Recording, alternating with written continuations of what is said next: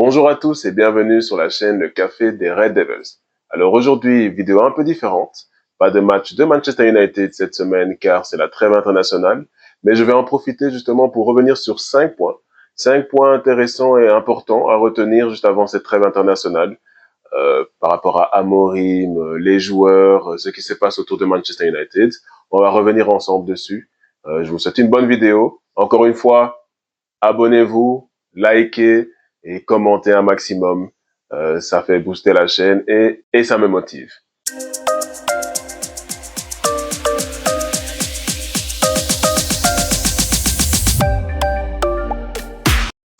Alors, premier point pour commencer, Amorim et les joueurs ont enfin appris à se comprendre et à se connaître finalement, car on a eu vraiment une longue période d'adaptation. Après, c'était pas facile, car beaucoup de blessés, c'est une toute nouvelle compo, un tout nouveau système, une toute nouvelle idée de jeu. Donc, les joueurs avaient vraiment du mal à s'adapter et à performer sous ce système. Mais on voit que petit à petit, les joueurs comprennent ce que Amorim veut mettre en place. On voit qu'il y a moins d'erreurs de placement, il y a plus d'intensité comme Amorim l'avait demandé. Donc, petit à petit, on commence à voir de bonnes choses. Ça reste vraiment positif. On peut être optimiste pour la suite car on voit que dans les récentes performances, eh ben, les joueurs, même après avoir encaissé un goal, ils étaient quand même confiants. Ils étaient confiants et ils ne baissaient pas les bras parce que c'était un gros problème pendant très longtemps. Manchester, dès qu'on encaissait un goal, eh ben, ensuite, on en encaissait d'autres car les joueurs avaient juste baissé la tête. Car bon, voilà, ça fait plusieurs saisons que Manchester, ça ne va pas, donc on peut comprendre que mentalement pour les joueurs, ce n'est pas facile. Et là, voilà, avec un tout nouveau système, un tout nouveau coach, une nouvelle idée, une nouvelle façon d'entraîner, une nouvelle façon de communiquer. Parce que voilà, c'est des êtres humains, donc il y a le relationnel aussi. On a vu voilà Rashford qui est parti. Il y a une certaine façon de faire avec Amorim qui est différente de Ten Hag et les précédents. Donc voilà, je trouve que en ce moment, on voit de belles choses, des belles courses, des belles combinaisons, mais aussi tout ça parce que Amorim a finalement appris à comprendre et à connaître ses joueurs. On l'a vu avec Garnacho. Garnacho jouait toujours à gauche, Ahmad était à droite. Et puis même quand Ahmad a été blessé, on mettait toujours Garnacho à gauche. Finalement, Amorim a mis Garnacho à droite et Garnacho performe beaucoup mieux. On voit qu'il est beaucoup plus à l'aise, beaucoup plus impliqué, il met beaucoup plus d'impact. On voit un Garnacho, le Garnacho qu'on aime, mais en fait, depuis longtemps, on sait très bien que Garnacho, sa place, c'est à droite. Mais il y a eu Rashford, il y a toujours eu une bonne raison pour mettre Garnacho à gauche. Finalement, il est à droite et c'est sa place. On sent qu'Amorim l'a compris, il a dit même en conférence de presse, voilà, Garnacho à droite, c'est là qu'il performe mieux.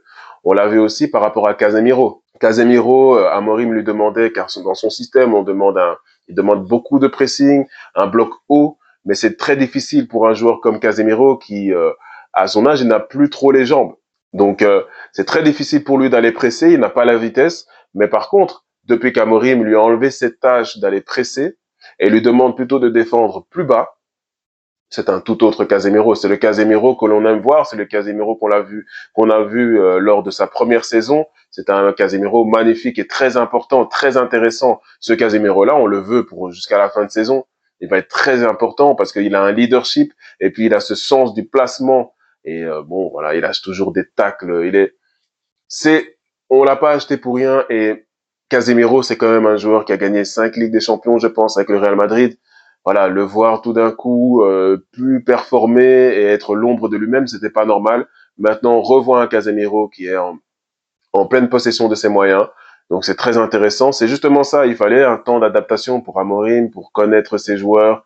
Et je pense que maintenant, voilà, après plusieurs mois difficiles hein, pour nous fans de Manchester, mais pour eux aussi, pour Amorim qui était au Sporting Lisbonne, qui gagnait tout sur tout, qui était premier du championnat, il vient ici et finalement, bah, il se casse la tronche tout simplement.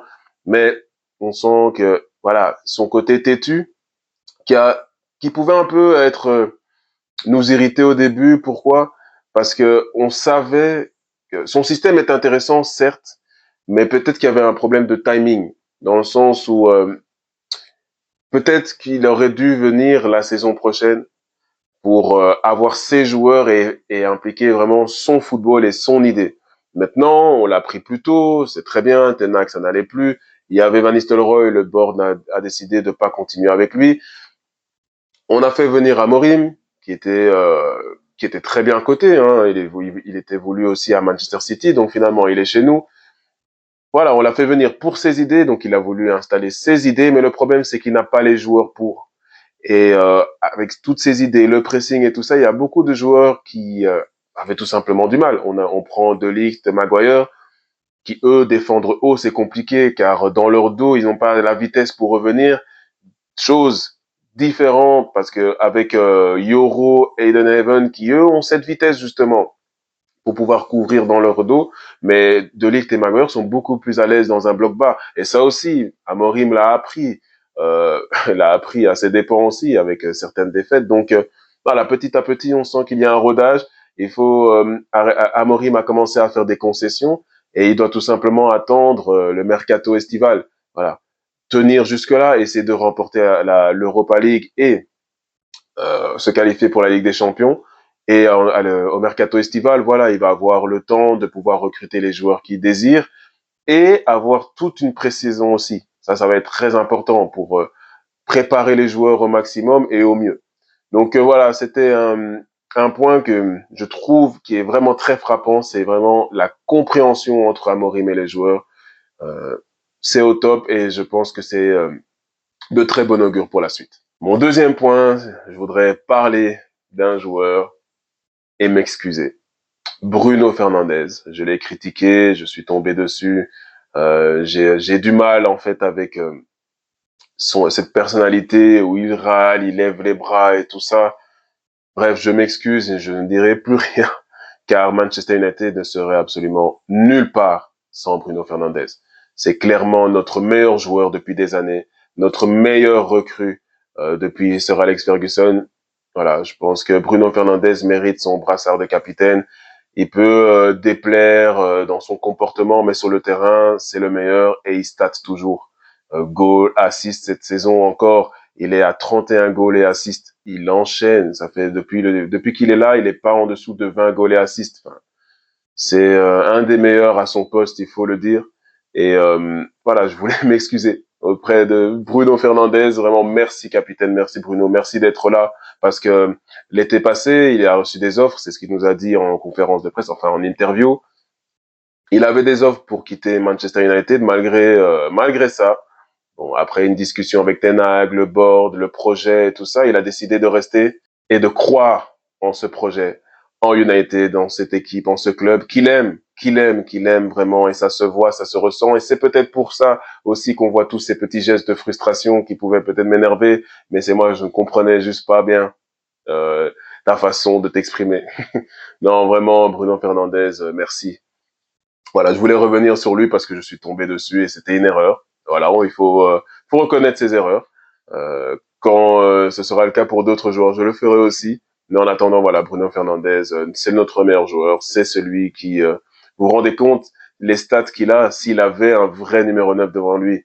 Euh, Désolé, c'est pas pour être réducteur par rapport à Højlund, mais voilà, il était pas en pleine forme. Maintenant, il a marqué et on espère que ça va être de mieux en mieux pour lui. Mais imaginez un Fernandez avec un Haaland devant lui, un Kane, enfin, il aurait des stats phénoménales. Donc juste voilà, merci Bruno, merci capitaine. Et comme Amorim l'a dit, il mériterait qu'on soulève des trophées et un titre à Old Trafford. Il le mériterait. Et il mérite. D'ailleurs, je vois un grand débat autour de lui.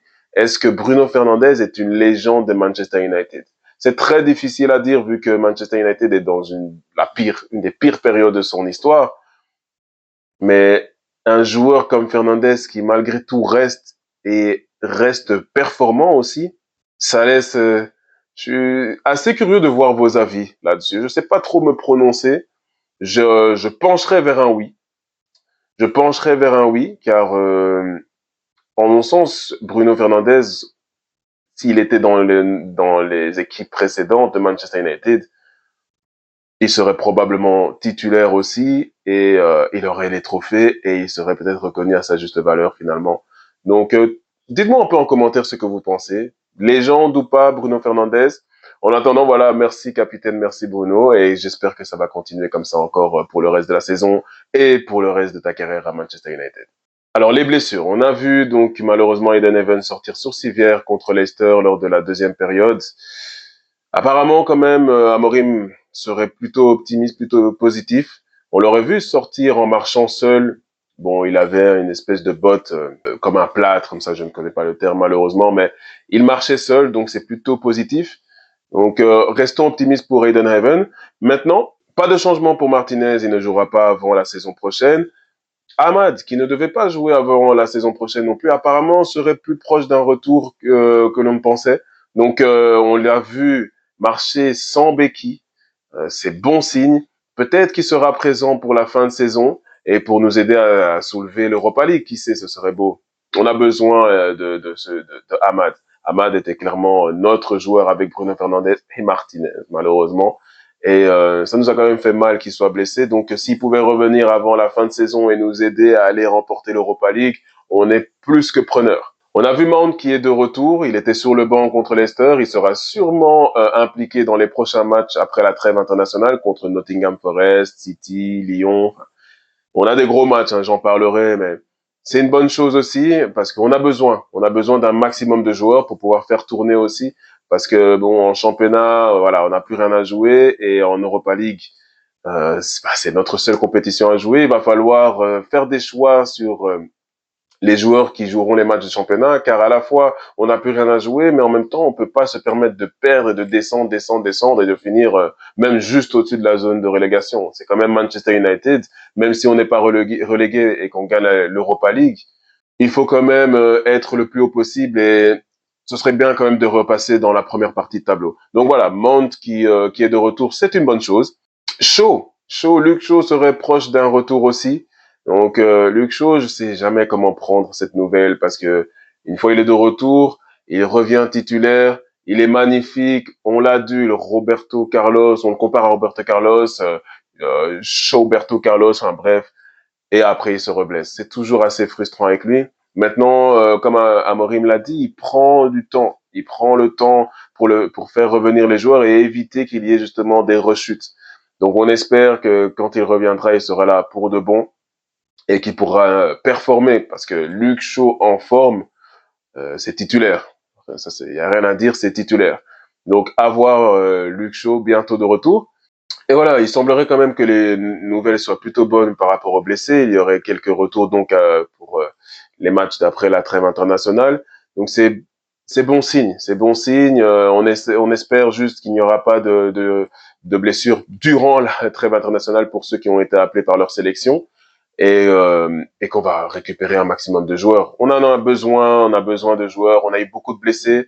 C'était pas facile quand même hein, quand on pense pour Amorim avec voilà venir dans cette équipe, imposer son nouveau système et en même temps tes meilleurs joueurs se blessent et puis tu sais pas faire tourner. Enfin voilà très compliqué. J'espère quand même que la deuxième partie de saison, enfin la fin de deuxième partie de saison sera un peu plus tranquille pour Amorim, moins de blessures et moins de soucis et qui va juste nous permettre d'aller chercher cette Europa League. La jeunesse au pouvoir. Voilà, c'est le mot. C'est dans l'ADN du club. Manchester a toujours fonctionné comme ça. On se rappelle encore de l'Académie 92, tous les jeunes, des Rashford, de Rooney, enfin plein de joueurs. Rooney n'était pas dans l'Académie, je sais, mais je veux dire, on a toujours fait en sorte de faire jouer des jeunes joueurs et ça doit continuer comme ça.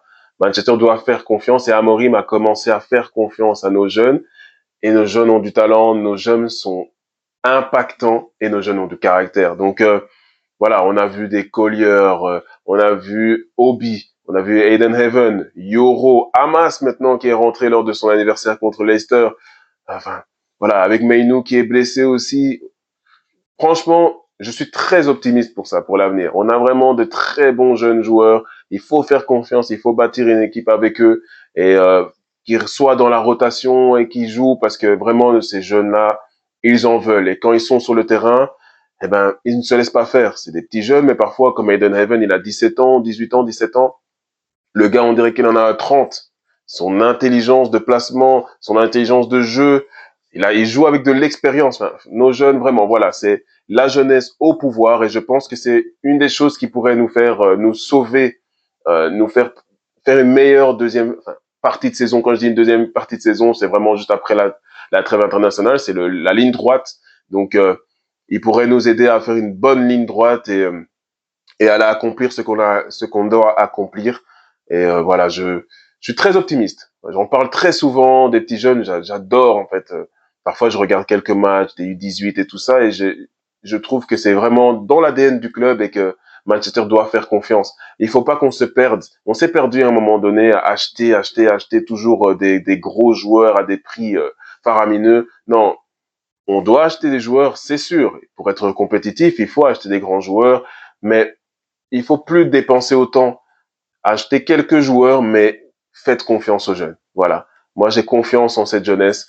Et quand je vois Collier et tous ceux que j'ai cités, on a, euh, on a quelques années de beau football devant nous. Donc, soyons optimistes, les gars. Soyons optimistes et positifs. On n'a pas beaucoup de choses sur lesquelles se réjouir cette année, mais je pense que sur la jeunesse, on peut vraiment être très content quand on voit Aiden Raven, quelle performance encore. On espère qu'il reviendra vite. Obi, enfin, voilà. La jeunesse au pouvoir et que Amorim continue de faire confiance. Au revoir Old Trafford. Voilà. Manchester United a donc pour projet de construire un nouveau stade de 100 000 places dans 5 ans selon l'architecte et qui coûtera, 2,5 milliards d'euros. Voilà, ça va être énorme, c'est un énorme projet. Je vais vous mettre des images. Voilà, ça sera Manchester United a donc pour projet de construire un nouveau stade. Au revoir Old Trafford. Un stade de 100 000 places. Apparemment, l'architecte a dit que la construction durerait 5 ans, à voir encore. Et voilà, ce sera un stade immense, l'un des plus grands du monde, mais certainement le plus beau du monde. Je suis assez emballé par rapport à ce stade quand j'ai vu les images. Euh, il y aura tout un écosystème autour, des cafés, des magasins. Enfin, vraiment, ça a l'air d'être une immense en fait, un projet vraiment immense. Et l'architecte a dit que ce serait même probablement une des plus grandes places publiques au monde. Enfin, voilà, c'est vraiment énorme. J'ai très hâte de voir l'évolution de ce projet, l'évolution de la construction. On va suivre ça de très près, j'en ferai des vidéos. Ça va pas commencer tout de suite évidemment, mais dès que ça commence, je vous tiendrai au courant par rapport à ça. Je suis content. Évidemment que je suis triste pour Old Trafford, c'est la maison, c'est le théâtre des rêves, c'est là que j'ai été voir Manchester United pour la première fois. Enfin, voilà, évidemment qu'on est triste pour Old Trafford, c'est une page d'une grande histoire qui se tourne. Mais comme l'a dit Ferguson, comme l'a dit Scholes, je pense qu'il est temps juste de passer à autre chose et toute histoire a une fin. Donc Old Trafford, on n'oubliera jamais. J'emmènerai ma fille avant que Old Trafford ne soit détruit et voilà, j'aurai certainement des larmes aux yeux, mais ça, on va cacher devant ma fille. Mais je vous invite d'ailleurs, si vous n'avez jamais été à Old Trafford, d'y aller. C'est un merveilleux stade et voilà, maintenant qu'on sait qu'il va disparaître, vous avez 5 ans. Vous avez 5 ans pour aller voir ce magnifique stade d'Old Trafford. Voilà, ce sera très émouvant, mais c'est le football, il faut avancer et on est dans une nouvelle ère, une nouvelle époque et un nouveau projet. Et ce stade peut en être la pierre angulaire. Donc voilà. Au revoir Old Trafford et on t'aime Old Trafford. Et d'ailleurs, comment va s'appeler le nouveau stade? Il n'y a pas encore de nom. On va dire New Trafford pour le moment, mais voilà, très emballé pour ce projet. Et vous, qu'est-ce que vous en pensez? Est-ce que vous êtes emballé? Est-ce que vous êtes triste? Est-ce que vous êtes complètement contre? Parce que j'ai vu, il y a de tous les avis et je pense que il faut pas qu'on se tape dessus dans les supporters parce que j'ai vu sur Twitter, les supporters qui ne veulent pas du nouveau stade tapent sur ceux qui en veulent et inversement aussi. Donc, je trouve ça assez dommage. Souvent, il y a des sujets un peu de controverse et les supporters aiment se taper dessus. Moi, je trouve qu'on aime le même club. Voilà, on aime le même club. On peut avoir des opinions qui divergent, c'est normal, c'est comme ça. On est tous des êtres humains différents, même si on aime le même club. Mais on peut juste en discuter. Voilà, pas besoin de s'insulter. Donc, si vous pensez que c'est une mauvaise idée ou vous êtes contre, n'hésitez pas à le dire dans les commentaires. Donnez-moi votre avis. Moi, je suis vraiment ouvert à lire et à vous répondre. En tout cas, moi, pour ma part, je suis emballé. Et, euh, et voilà, Old Trafford, on n'oubliera jamais de toute façon. Voilà, c'est une vidéo voilà un peu différente qui va demander un peu plus de travail, mais que j'ai pris vraiment beaucoup de plaisir à faire évidemment. Donc je vous dis à la prochaine pour une nouvelle vidéo. Donc c'est la trêve internationale. Je réagirai par rapport à certains matchs. On va donner aussi des nouvelles par rapport à nos Red Devils, ce qu'ils font dans leur sélection, et on va soutenir nos pays bien entendu. Et comme toujours, même s'il n'y avait pas de match, dans la victoire ou dans la défaite, on est toujours derrière notre club. Come on United. Old Trafford, le théâtre des rêves. 115 ans d'histoire. Des grands coachs, dont le plus grand de tous les temps. Des grands joueurs, dont l'un des plus grands de tous les temps. Des trophées, des fans, des tribunes uniques, des commémorations, une maison, le théâtre des rêves. Tout a une fin. Il est temps d'entamer une nouvelle page dans l'histoire de ce merveilleux club qu'est Manchester United.